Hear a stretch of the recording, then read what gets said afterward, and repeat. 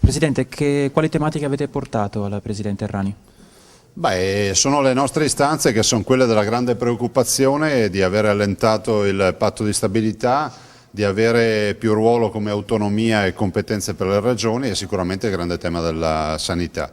In generale dico che il Veneto ha 1 miliardo e 300 milioni di euro bloccati dal patto di stabilità e abbiamo la necessità di pagare i nostri fornitori. Il tempo medio di pagamento oggi delle fatture è di 429 giorni a causa di una legge ingiusta approvata a livello nazionale che si chiama patto di stabilità. La disoccupazione è ai livelli storici in Veneto e soprattutto le piccole e medie imprese soffrono per la concorrenza della Carinzia.